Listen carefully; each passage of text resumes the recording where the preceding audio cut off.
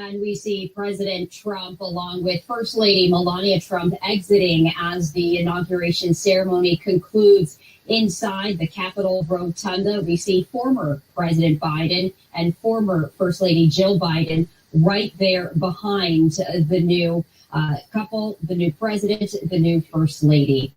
Joining me to continue our coverage is my colleague, Andrew Kraft, and we have been witnessing history in the making, Andrew, as Donald J. Trump, now the 47th president of the United States, the second time in history that a president has a second term that's non-consecutive. And we were seeing as well the political dynamic in play in real time inside this condensed area. I'd love to hear your thoughts as we continue to see everyone standing as we are now awaiting the departure ceremony for former President Biden and former Vice President Harris. It's definitely good to be with you, good to be with everyone watching. Well, that is how we do it here in the United States. The peaceful transition of power, that is what we all have just watched, all have just observed here. And the political dynamics in play were palpable. Yes, this is a historic moment.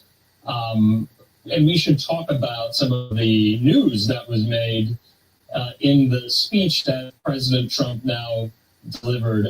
It lasted 30 minutes on the dot. His first inaugural was 17 minutes, so going a little longer.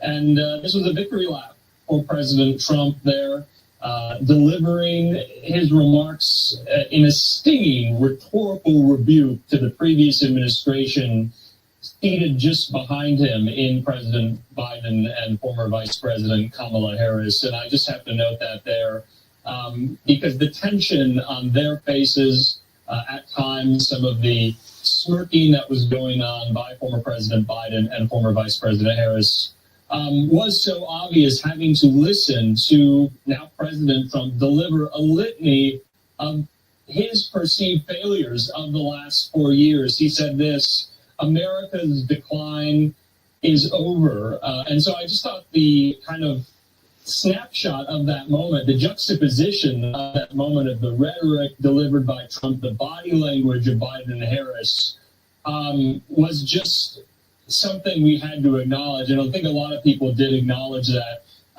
But some news was made, like I said, Stephanie, in that speech. This was somewhat of a campaign rally speech dressed up as an inaugural address. You heard there, if you watched the campaign last year and so many of his rally speeches, that he said what he was going to do. He said those campaign promises will become reality.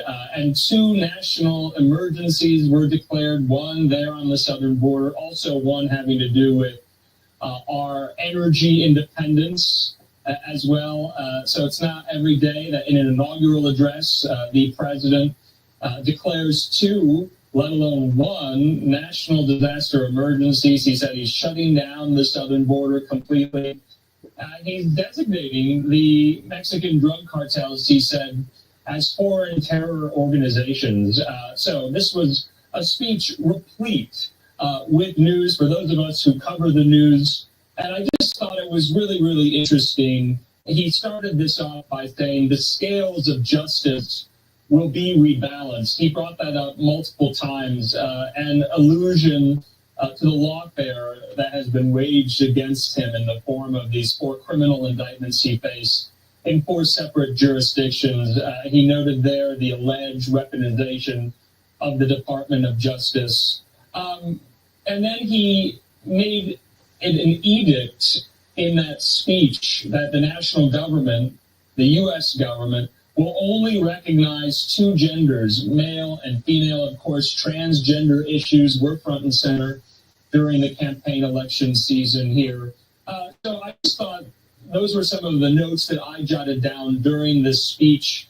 It was full of news, but it was also Trump making good, or at least saying he will make good, on those campaign promises he made at rally speech after rally speech after rally speech.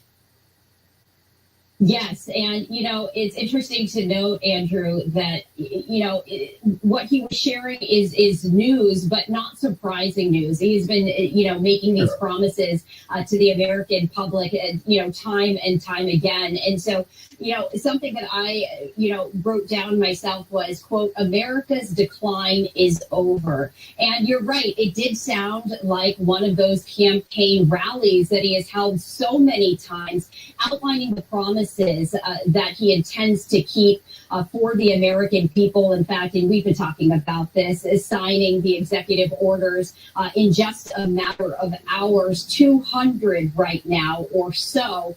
It's going to be a very busy day, but absolutely interesting to see all of that right here as we continue to take a live look here inside the Capitol Rotunda as people are now exiting.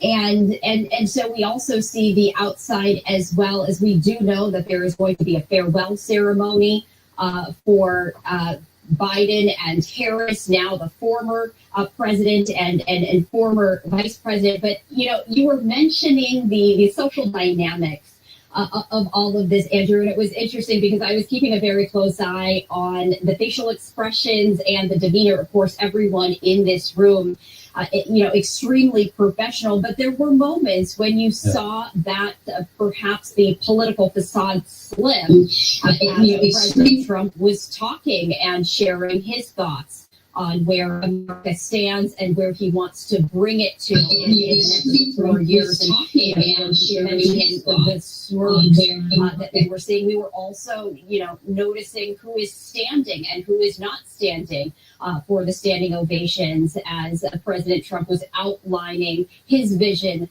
for the next 4 years. So something, no doubt, that we are going to be discussing in the coming hours and in the coming days, as it does look like this is going to be at least the very start of the farewell ceremony right here. This is the departure ceremony for former President Biden and Vice President Harris. And so we're going to listen in and see what we can hear.